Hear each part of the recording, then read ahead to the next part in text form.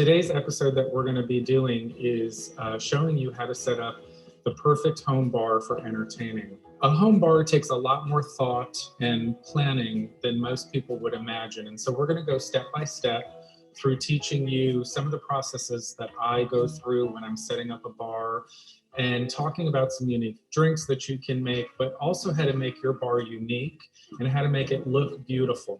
I wanted to start by showing you some of the pre-preparation that takes place when I go ahead and set up a bar for a party that we're having.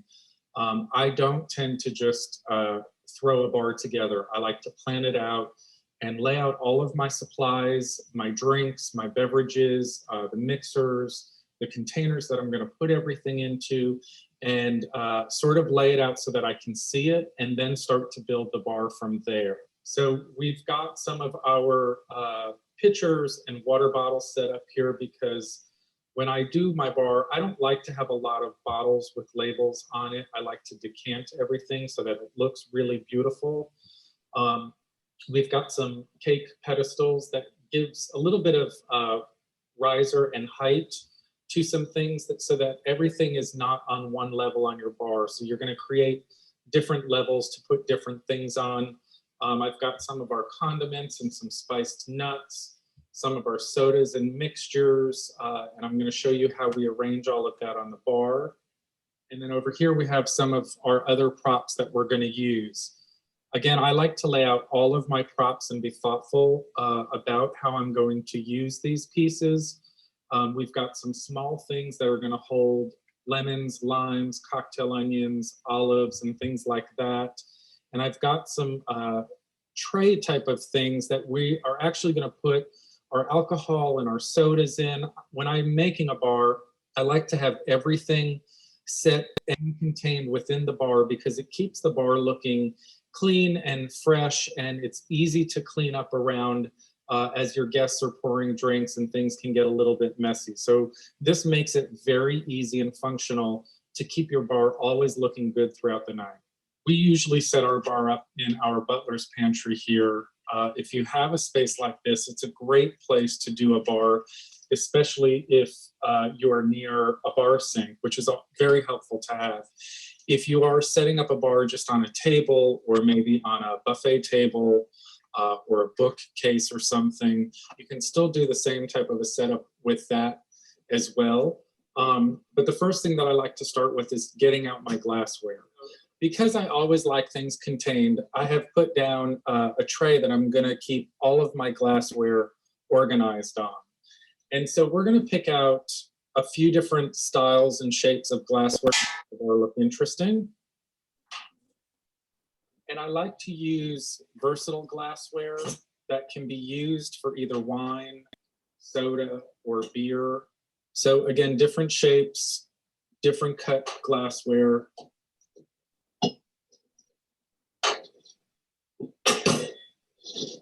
These are beautiful feather cut glassware. Again, really nice for almost any kind of a drink. We've also got some small martini glasses in case somebody wants a martini.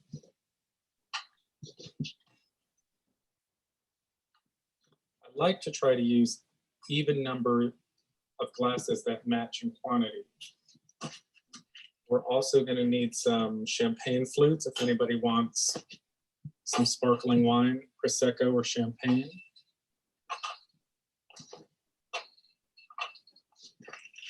And we are also going to need some rocks glasses. These are old-fashioned glasses, which work well if somebody wants a scotch or a bourbon. I like to stay fairly classical with the types of alcohol that I have on a bar. When I'm entertaining, I don't like to get too crazy with drinks, with tequila and all of that. So I like to keep very classical type of liquors on a bar.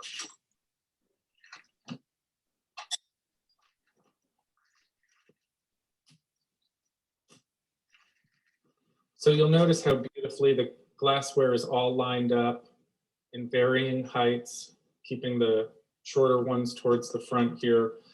And I also want to point out that I put an antique mirror behind this, which gives a really beautiful reflection in the bar. So think about what people are going to see when they're coming into your house and helping themselves at your bar. Try to make it unique and creative and really beautiful. So think of different elements that you can put on the bar to draw people over to make themselves a drink. So because our bar has a TV that hangs on it, I like to illuminate the TV rather than just having it be a blank space. And I have found that if you go to YouTube, they have certain screens that you can put up on the TV that will give you some type of a scenery on it.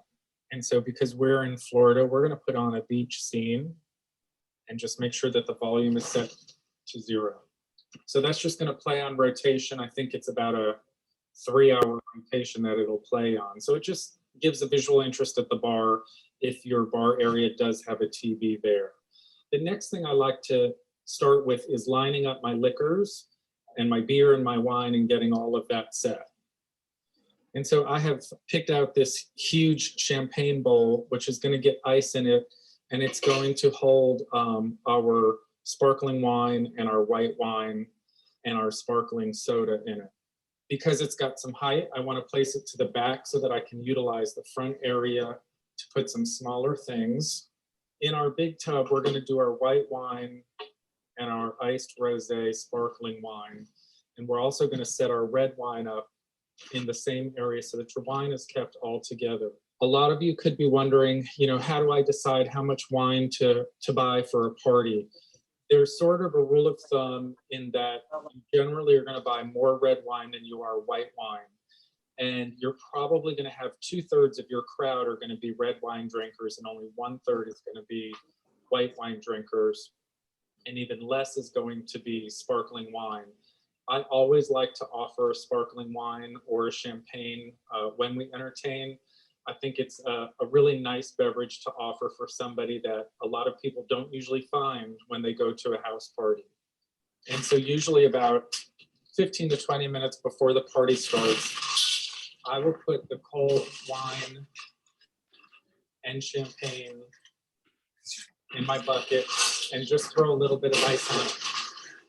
This does not need to be packed full of ice.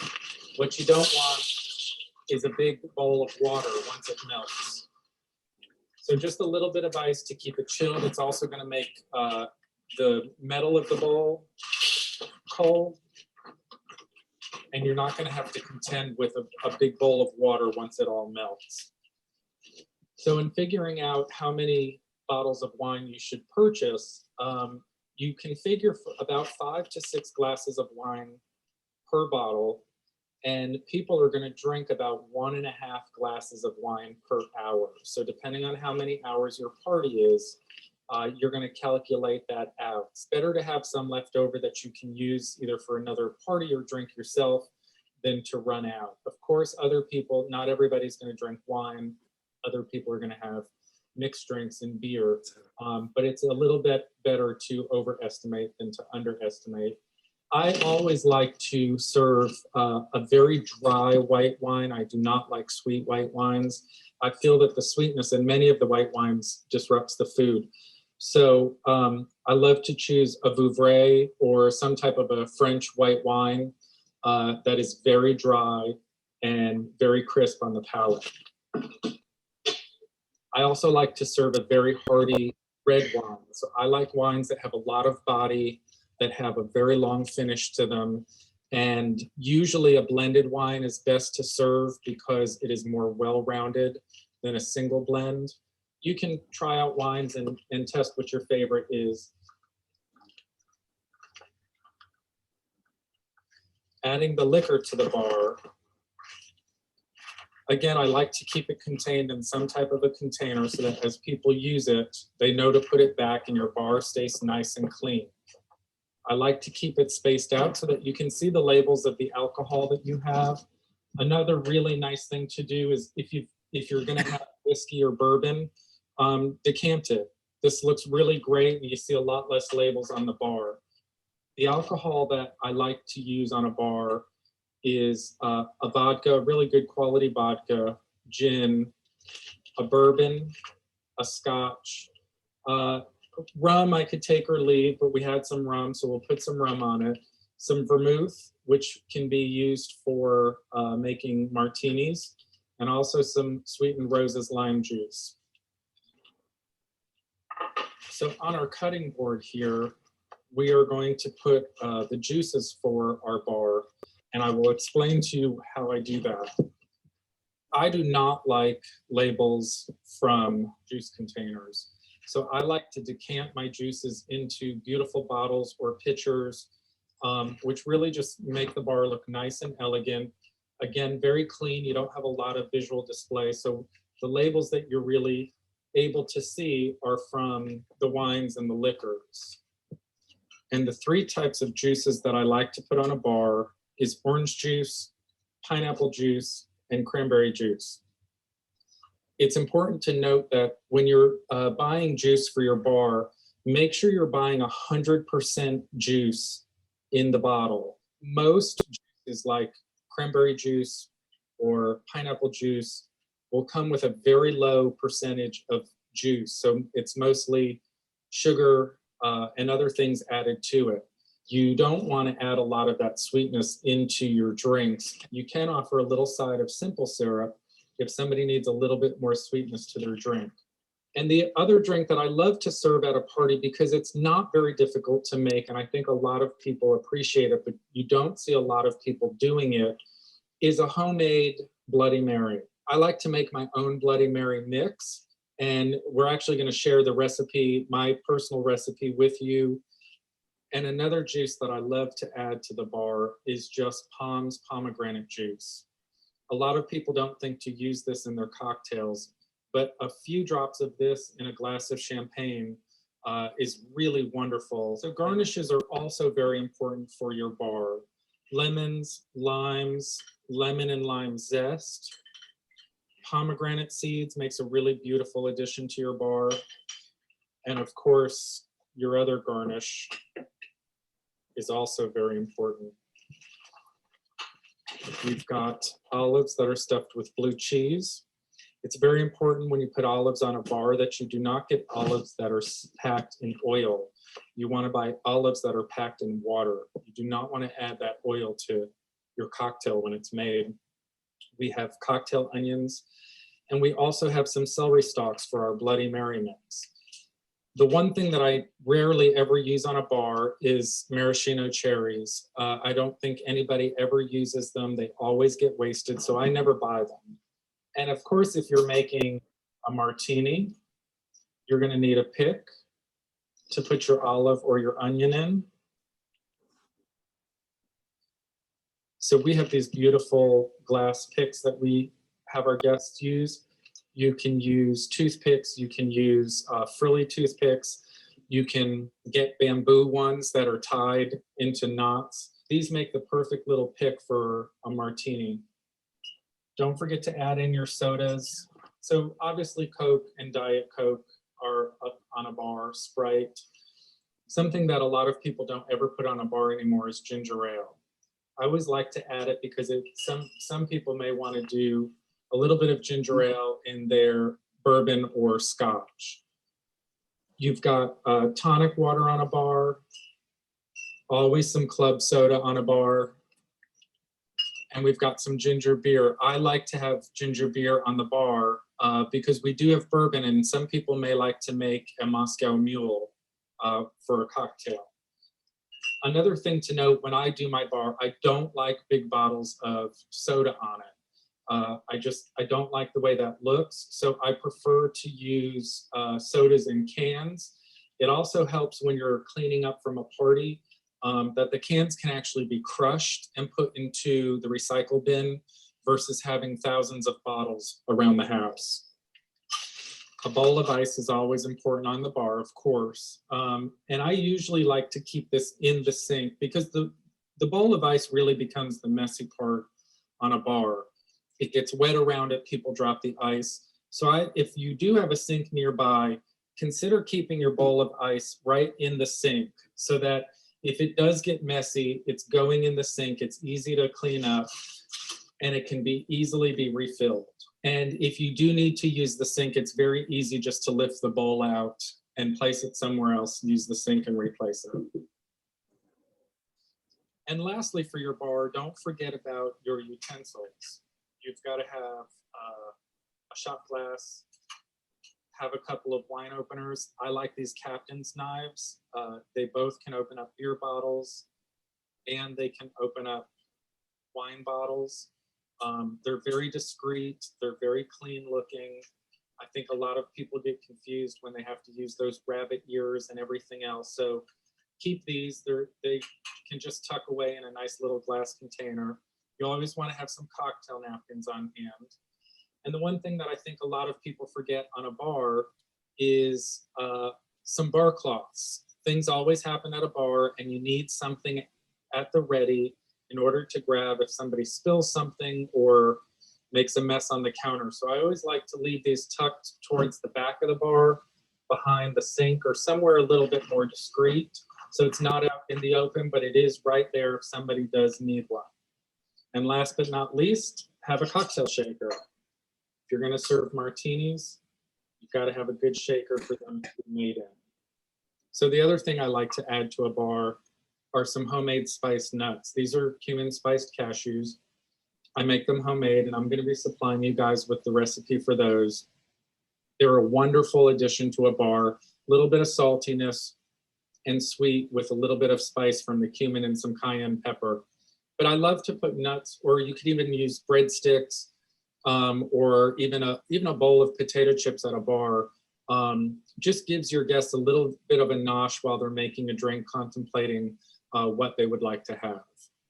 So my favorite drink is usually a vodka gimlet, but during quarantine, I came up with a new variation of it, which is called the Quarantini, which is a vodka gimlet with a little bit of pineapple juice and a splash of Palms.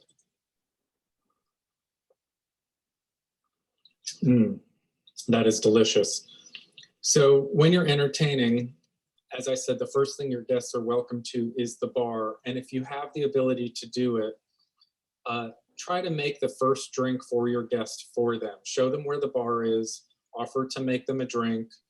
Don't just leave them all alone to wonder what to do and where to find things and how to do it. Give them a little bit of guidance, but also welcome them to a beautiful bar and have a great party.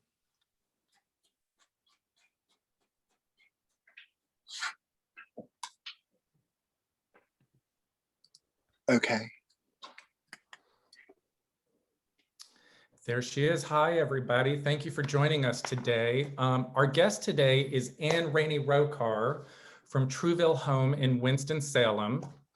And welcome to the episode today, Anne. Thank you, Joseph. It's so good to see you. We're so happy to have you. How's the weather there in Winston-Salem? Oh, it turned bad. It was gorgeous for a few days and it faked us out. We're back to rain and cold. Oh, no. Well, it can't be as bad as it is up in New York, right? Always true. So thanks for joining us. And I know I'm so glad to have you on because I know that you do a lot of entertaining and you also have a lot of experience setting up either a bar at home, or I know when we last talked, you said that you host a lot of parties at your shop as well for interior designers and for fundraisers and stuff. So can you tell me a little bit about how you like to set up your bars and what you find to be functional and also fun and get people involved with them? I sure can. Well, first of all, I like to have a bartender whenever possible. If there are a lot of people, you know what I mean? It just makes it easier for everybody. But I'm definitely a traditionalist when it comes to a bar. I'm Southern, so I've inherited masses of sterling silver and obscure Victorian serveware from all members of my family. So I like to take those pieces, keep them polished up, and use them for different things on the bar. Always have my sterling silver martini shakers, and I usually have more than one, so that if two people need two different drinks at one time, you don't have to rinse them out or anything.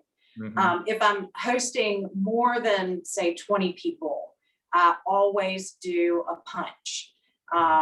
Because with everybody arriving at one time, it's so much easier just to pour a rocks glass or a wine glass with ice in it and pour a punch over it.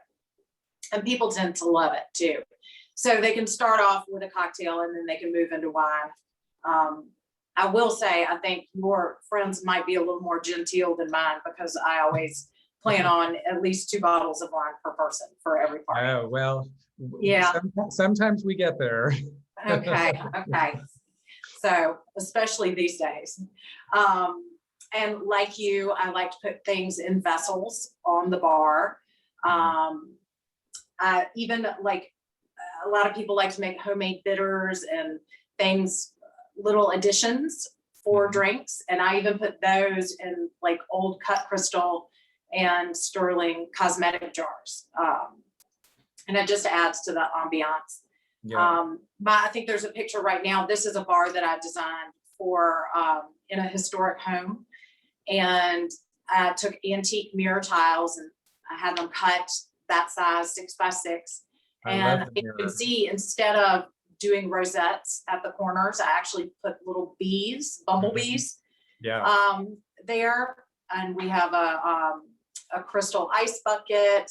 Those are George Breard glasses, which are classic. And they come in all different colors with gold, a lot of reflective quality there. And we sell a ton of those at the shop. I can't even keep them in stock. Are they vintage or are they new? They're vintage. They're vintage. Nice. They're mid-century. Yeah. So George Breard, Culver City Glass, there are a number of companies that made these glasses that have real gold leaf on them and really kind of iconic designs from mid-century designs. Also in this picture, I think there's a little Cartier cosmetic jar that we shoved some olives in there. Yeah, it's really pretty. I love it. Yeah, and I made the shelves out of really thick, like 3/4 inch tempered glass. And at the very top, I don't know, I think there was a picture of it from far away. At the very top, we have some recessed lighting that shines down through the entire bar, and it just makes the whole thing glow. Which I bet looks beautiful with all that cut crystal. Yeah, it's actually, this is a historic home, and we took a closet that wasn't being used in the library and made it into a hidden bar that locks away. They have 3 little girls, this family does. Yep, there you can see it. It's what a great idea, and what a useful way to utilize space in your home. Yeah, it turned out really well. The homeowners were thrilled. I started working with this family maybe, I think almost 3 years ago this summer. It's a really big house down here. As I said, historic home. And the first thing I said about this space was, oh my gosh, we should turn it into a bar. And the homeowners loved the idea, but we didn't do it until COVID. Then they decided to pull the trigger and we did it. Well, now they have a beautiful bar to use when we get out of the pandemic and we start inviting people back to our homes and entertaining again. Absolutely. Yeah. Hey, Anne, you touched on something that I really loved, which you said was that you have inherited and collected over many years lots of silver and cut crystal pieces. And I know I get asked a lot from people, you know, do you use your good stemware? Because my husband and I collect a lot of really expensive stemware, and we actually use it when we entertain. So we've purchased it and collected it to be able to use. And I try to tell people all the time, don't just let your grandmother's stuff sit in a cabinet. I mean, you inherited it to use it, and that becomes a focal point of a story or a topic of conversation that you can get people started with as you're introducing people, or something to get conversation going. Do you find that with your stuff? I mean, do you let people know that don't be afraid to use this stuff? That's why I have it. Oh, absolutely. I'm a huge believer in using all your good things in the cabinet. I have, I'm in the process of renovating a new home now for myself, and I've created an entire pantry area just for my crystal and china and all my serving pieces. in my current home, I did that as well. I love to display them. I use them constantly. And if they get broke, who cares? It's just a glass. Right, exactly. And I've got a couple questions, and I'd like to direct one of them to you, which is, I think you'd be a great resource for this, especially with your shop. Somebody asked, I only buy things secondhand. Are there any websites you recommend for vintage glassware or bar cart fillings? Well, for websites, let me think. You can dig around on Etsy and find some good stuff. I also happen to own a consignment shop that's called The Snob Shop. It's thesnobshops.com, and we have a lot of barware on there, but I will tell you, it goes immediately. The minute that we list it, it's gone. But I think the key is you can find stuff on eBay. You just need to put the correct description, what you're looking for. Yeah.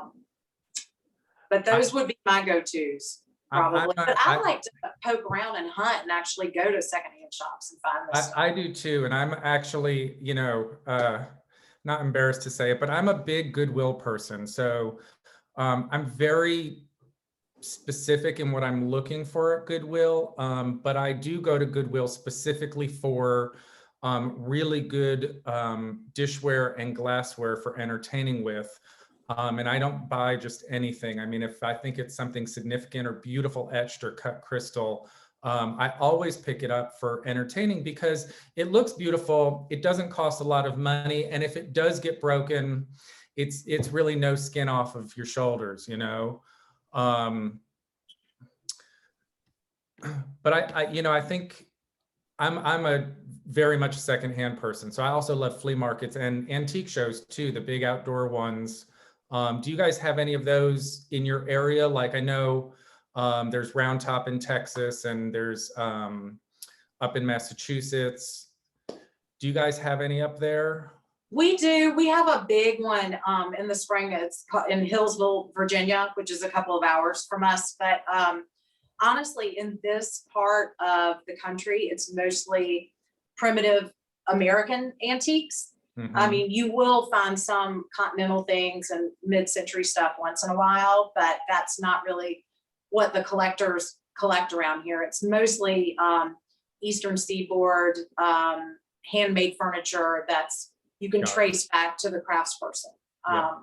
That's what's more. So, they weren't big bar people, the Moravians and those people who settled this area. So you wouldn't find anything.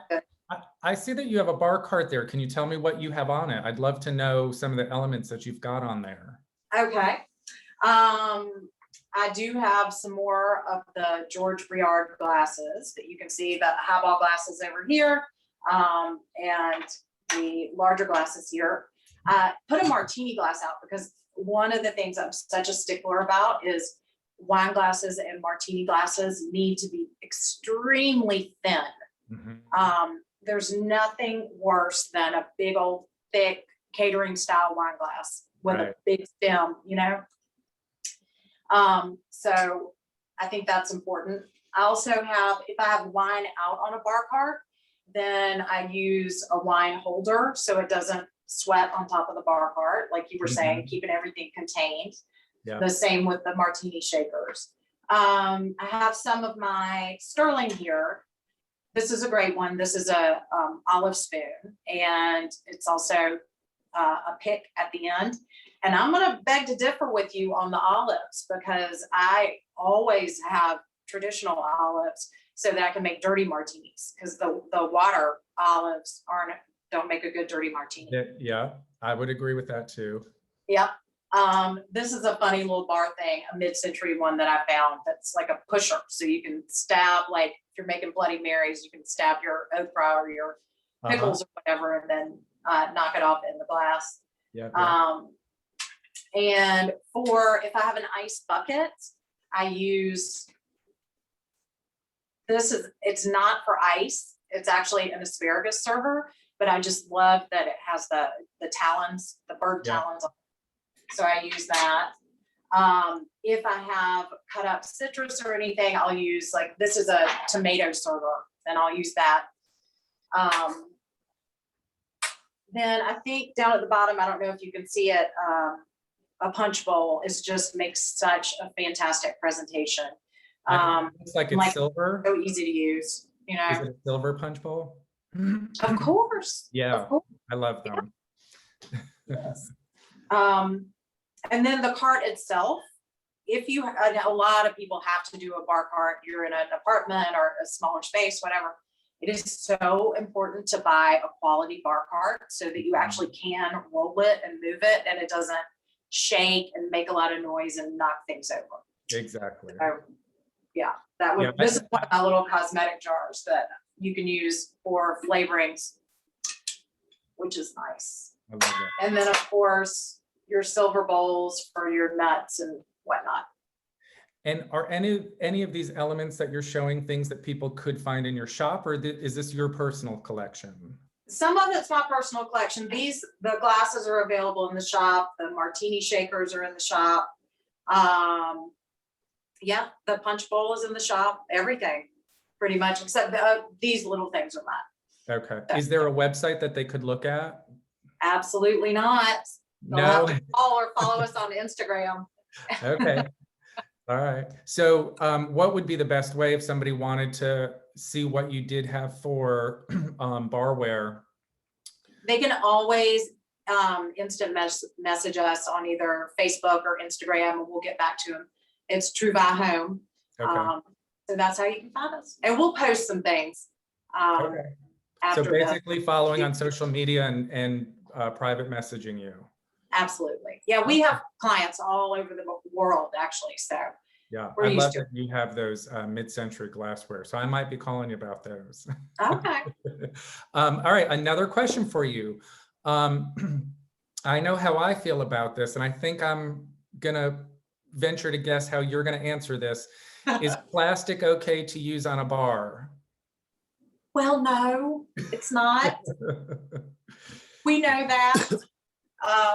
No, there's no reason not to use your glassware. There's absolutely no reason for that. Yeah. It just, you know, when you do this kind of thing, it shows how much you appreciate and respect your guests. Correct. I think the same thing. Yeah. Yeah. I feel like you're opening your home and you're also opening a part of you and you're entertaining friends. So if you're going to do it right, even if it's just two people. You're giving a gift of yourself to your guests, and that should be translated into what they're drinking out of, what they're eating off of, the whole 9 yards. So I'm not a fan of plastic cups at all. In fact, my mother is a red Solo cup person, and it just kills me every time I see her pull one out. And it's bad for the environment too. Yeah. And drinks don't taste as good out of plastic. They don't. They sure don't. Do you have any specific cocktail recipe books that you recommend? No, I stick with my bourbon punch, whether I'm entertaining in the shop or at home for like a signature cocktail. Mm-hmm. I make a fabulous classic martini. And honestly, I don't reinvent the wheel every time I have a party. Mm-hmm. I stick with what I know. I have an extremely well-stocked bar already in my home that is just ready to go. All I have to do is open the doors and it's ready. Yeah. It's a wet bar with a sink and all this. And I always have completely stocked my little cans of Coke and ginger ale and Perrier with grapefruit. Grapefruit Perrier and vodka is fantastic for a light cocktail that's not too sweet. Yeah. But that, I stick to the basics of bourbon on the rocks. I always have at least 4 or 5 different types of bourbon on the bar. So. Yeah, I think I'm the same too. I like serving very classical drinks. I think for me, I shy away from ingredients that people aren't necessarily familiar with. And when you're entertaining, you don't really have the time to stand there at the bar and teach them or show them how to use them. And I always find sometimes that I think when you're introducing strange flavors in cocktails, It's difficult when you're serving food that they don't play well with the flavors of food. And I always find that usually a bourbon, a scotch, a vodka, a great wine pairs well with almost any type of a food when you're entertaining. So I always stick with classics just like you do. I know I've been to several parties where people have put all of these, special tonics and mixers and all this stuff. And I never see them get used because I think people become afraid of, well, what do I do with it? They just don't know. Right. If I do have a fancy one, it's just one, Right. it's already like a signature, ready to go for everybody. Yep. You don't have to make it yourself. Exactly. Yeah. And I also think that's where the punches come in really well too, because it is very easy to serve those. Let's see, Joseph and Ann, what are your favorite glassware styles? For me, I loved etched glassware. So it can vary anything from, I tend to not to like pressed glass, sort of touching on the point that you said, where if glassware is too thick, it really dulls the flavor of what you're drinking. So I look for very thin, hand-blown, etched glassware. I love the shapes that they create and the interest that it makes on a bar. How about for you? Do you have, it sounds like you love cut crystal. I do, and I agree with you. I love cut crystal. I do the same thing with the etched glassware because it's really the thinnest. Mm-hmm. But that is like you end up throwing away at least 1 or 2 pieces after every party because they chip so easily, Yeah, it does. So like you, I buy it just, wherever I find it, I buy it. Yeah. And I just have a stockpile of it. Yeah, me too. So I love for cocktails. I love the gold leaf, and like these are reverse painted, so they're blue on the inside and gold on the outside. Yeah. I love them. I think it makes a lot of interest in a bar, which I think a lot of people don't think about when they're planning to entertain for people is, they're thinking about the food and maybe what their table looks like, but they're not actually thinking that, well, the bar is part of this. So let me make this look just as beautiful and use objects that are interesting, that catches people's attention. It's also fun when you have 50 or 60 people in your home and you just see all these random different types of interesting glassware in people's hands. I think it really looks super interesting. At least I noticed that. Oh yeah, very chic. And people can find their drinks too, if you don't have all the same. Right, exactly, yes. Yeah. So this is a great question. Any tips on creating an inclusive environment for people who don't drink? When I entertain, I always have sparkling waters. I always have club soda. And I always think that having some juice or some great garnishes that people can put into a sparkling water or a club soda to color it up and make it look like they're having a cocktail is always a great thing to do. I always as well have, if I'm serving beer, I always provide a non-alcoholic beer because some of the gentlemen who don't drink don't necessarily like fizzy drinks, so like water and stuff. So the beer really works well for them. Do you have anything special that you do for people who may not drink? Well, I always serve it, whatever they get, I serve it in the same glass that I would a cocktail. Mm-hmm. And like if there are children around, I always make Shirley Temples for children because it's super fun, although that's probably not politically correct nowadays. But yeah, just putting it in the same glass, and like you said, it's just like they're just ordering a drink, not like anything else, Right. Yeah, exactly. And don't hand somebody a bottle of water if they want water, Yeah. Okay, so what kinds of accoutrements to drink making do you absolutely keep on hand? And by accoutrements, I think this person means bitters, amorous, flavored syrups, things to that nature. What do you keep on hand in your bar? Like I said, my bar at home pretty much looks like a restaurant bar. Has everything. It is set up. I have every kind of glassware, all liquors, anything you could possibly add, I have it there. ready to go. So it's just, it's a fun thing to collect over the years, and it's wonderful because none of that stuff goes bad, you know? Exactly. Yeah. I don't keep too many on hand. I typically, if I make fresh simple syrup every time, and sometimes I will flavor those with herbs like rosemary or thyme, and I'll put those on the bar, but I don't keep too many other types of mixers or bitters or anything like that on the bar, just because I find for me, if I'm entertaining a large group of people, a lot of people don't use them. But you know, I think it's a very personal choice for people when they're entertaining, and you should think about your guests that you're entertaining.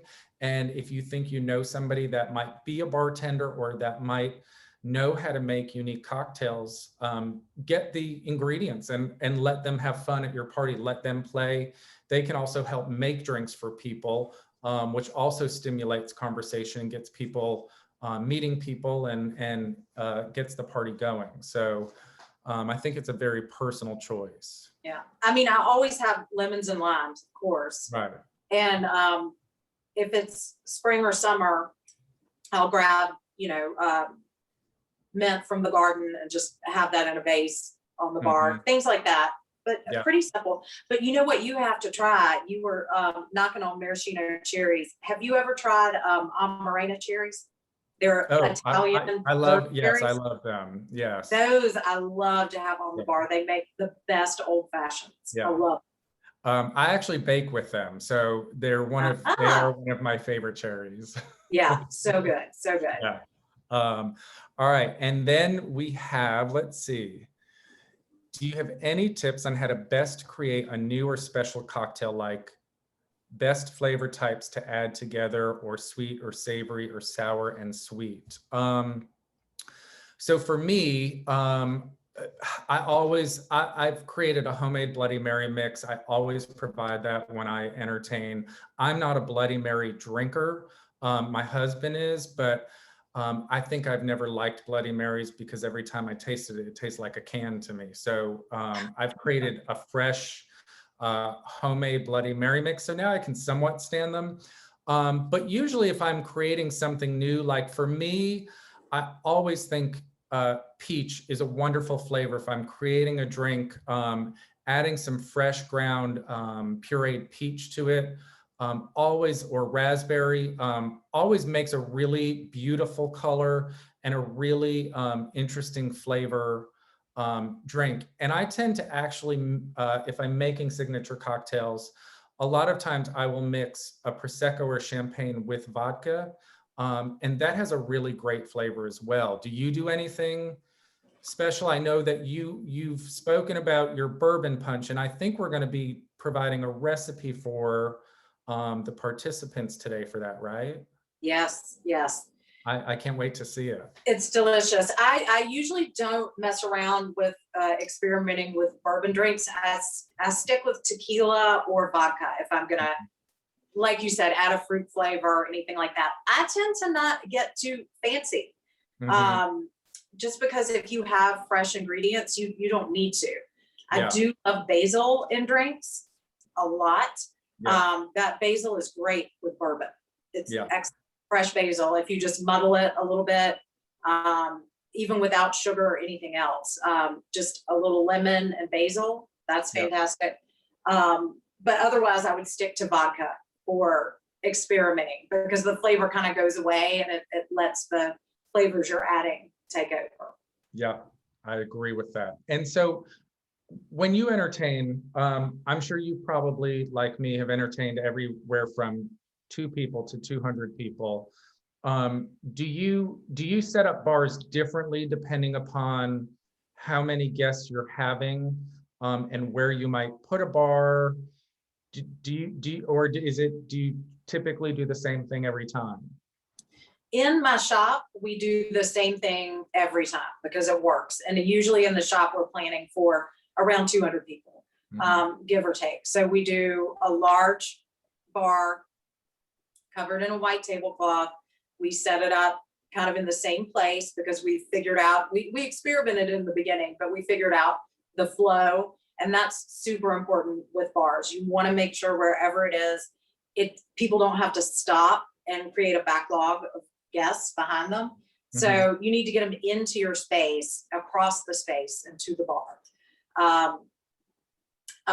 But sometimes I'll set up one, like a station for Mm-hmm. the bourbon punch, and then do a full bar somewhere else. Yeah. So the station would be closer to the entrance, so someone can have things already made. You know, as people are coming in, they're pouring the punch and handing it to them, whether they want it or not. You know, at least they've got something in their hand, so they don't feel like they have to rush to the full bar.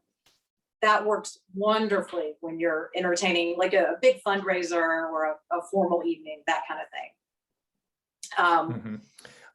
And I think that brings up a good point about entertaining at home too, is also think about the flow within your home when you're setting up a bar. Do it separate from where the food might be.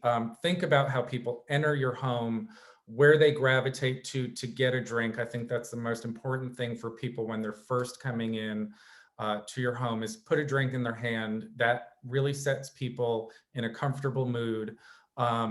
But don't make it to where they have to jostle in between people, or people are eating food and they can't get through. So think about the flow when you are setting up a home bar, so that it's really flowing around a majority of your house, and people are dispersing into different areas and different rooms, and creating different pockets of conversations, which also helps the host, if whoever is hosting, to be able to go around and check in with all the little groups, to say hello. But a host really has a very important job when they have a lot of people in their home for a party. So if you are planning a party in your home, think about the flow. That's the most important thing, I think, to think about when you're designing something like that. Yeah, and I typically don't do all of my food in one place unless it's a dinner party and I'm doing like a heavy cocktail buffet.